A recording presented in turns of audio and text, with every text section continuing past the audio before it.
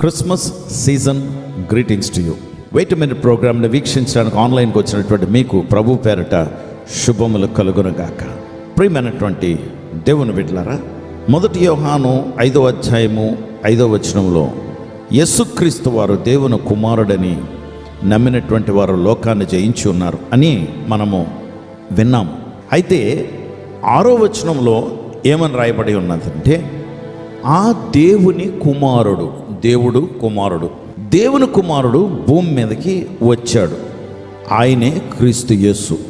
దేవుని కుమారుడు వచ్చినప్పుడు ఏ విధంగా వచ్చాడు అని 6వ వచనం సూచిస్తుంది. ఏం చెప్తుందంటే, ఆయన నీళ్లతోనూ రక్తముతోనూ వచ్చెను. ఆయన నీళ్లతోనూ రక్తంతోనూ వచ్చెను, మొట్టమొదటి మాట భాగం. తర్వాత ఆయన నీళ్లతోనూ రక్తంతోనూ వచ్చి ఉన్నాడని ఆత్మ సాక్ష్యం చెప్తూ ఉన్నారు. ఆత్మ సత్యవంతుడు, ఆత్మ దేవుడు, ఆయనే సాక్ష్యం ఇచ్చుచున్నాడు అనే మాట. ఓకే, ఆయన నీళ్లతోనూ రక్తంతోనూ వచ్చి ఉన్నాడు.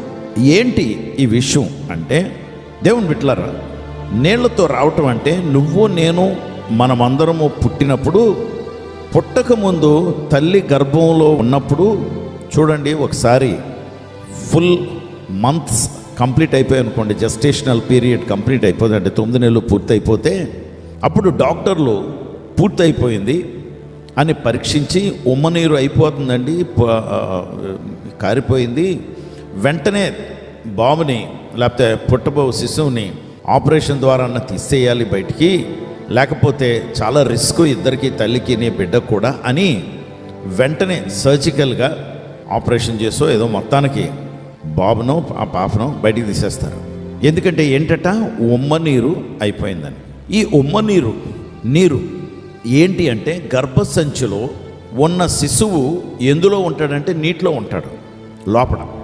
ఆ శిశువు నీటితో సరౌండ్ అయి ఉంటాడు. మనము కూడా అందరమే అలాగే పుట్టిన వారమే.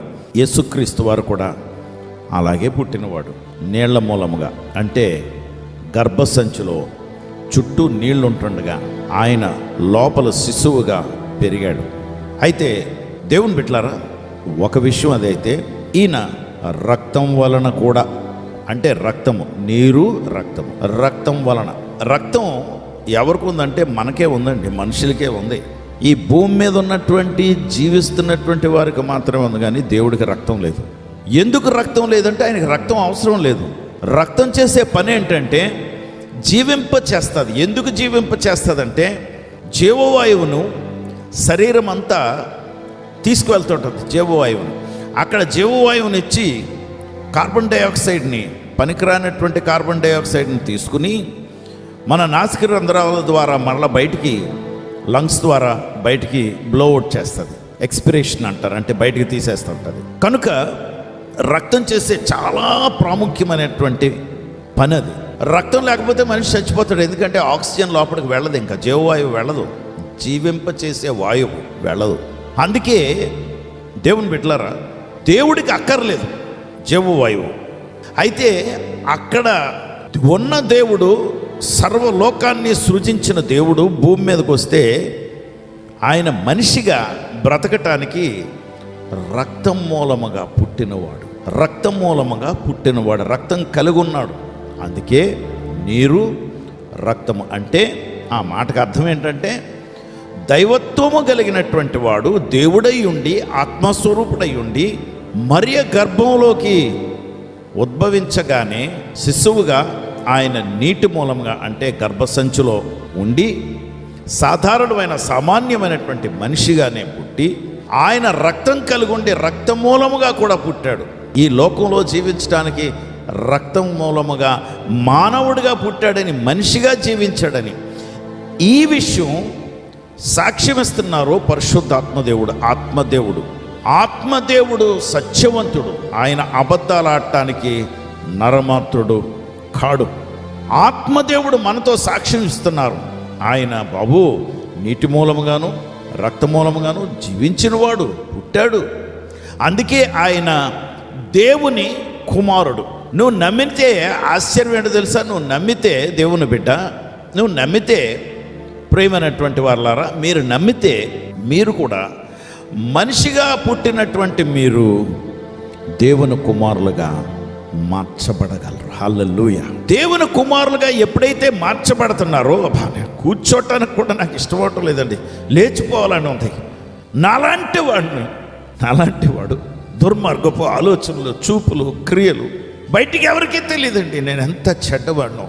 అలాంటిది నాలాంటి వాడిని దేవుని కుమారుడిగా మార్చటానికి ఈ భూమి మీదకి వచ్చాడు యేసు ప్రభుల వారు, యేసుక్రీస్తు వారు. ఆయన రక్త మూలముగాను నీటి మూలముగా పుట్టినవాడని నాలో సాక్ష్యం ఇచ్చిన వాడు ఎవరు అంటే పరిశుద్ధాత్మ దేవుడు.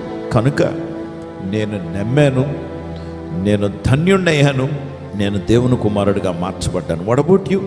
మారతావా? 3 విషయాలు మనం గమనిస్తున్నాం. 1, లోకాన్ని జయించి ఉన్నారు. 2, మనం దేవుని కుమారులుగా మార్చబడ్డాం. ఎంత గొప్ప భాగ్యం! అంతేకాదు, మనం దేవుని కుమారులుగా మార్చబడ్డాం కనుక మనకు అసాధ్యమైనది ఏదియో లేదు. నీకే బాధపడుతున్నావా? క్రిస్మస్ సీజన్ కదా, నేనేం కొనుక్కోలేకపోయాను, ఏం డబ్బులు లేవు. నో, నువ్వు సేవిస్తున్నటువంటి నా ప్రభువు మిరకల్స్ చేయగలిగిన వాడు, అద్భుతాలు చేయగలిగిన వాడు. నేను యేసు ప్రభు అన్న రక్షకుడిగా అంగీకరించిన తర్వాత 3 సంవత్సరాలు చాలా తిప్పలు పడ్డాను. నా బిడ్డలకి, నా పిల్లలకి, నా కుటుంబానికి, నా భార్యకి బట్టలు కొని ఇవ్వలేకపోయాను. నేను కొనుక్కోవడం పక్కన పెట్టండి, కానీ వారికి కూడా ఏమీ కొనలేని పరిస్థితి. కానీ ఈరోజు నేను ఆ స్థితి నుండి పైకి లేచాను. నా దేవుడు నాకు ఏది అవసరమో, ఎప్పుడు అవసరమో ఆయనకు తెలుసు. మిరాకిలస్గా, అద్భుతంగా ఆయన అన్నీ ఇస్తున్నాడు. అందుకే యేసు క్రీస్తు దేవుని కుమారుడు అని నమ్ము. పరిశుద్ధుడా ప్రభా, నీకు వందనాలు, స్తోత్రాలు. అద్భుతమైనటువంటి నీ మాటలు నాయన మేము ఆలకించడానికి కృపనిచ్చావు. నీ బిడ్డల్ని నువ్వు దేవుని కుమారులుగా వారిని దత్తత చేసుకున్నావని వారు నమ్మటానికి సహాయం చేయండి.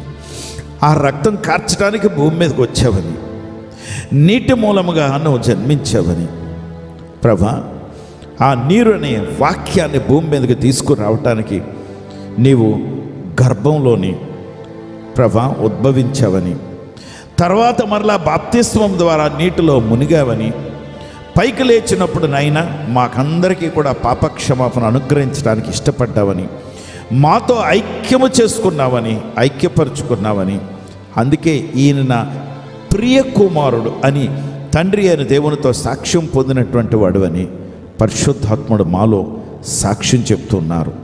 ఆ సాక్ష్యాన్ని బిడ్డలు అంగీకరింతురు కాక.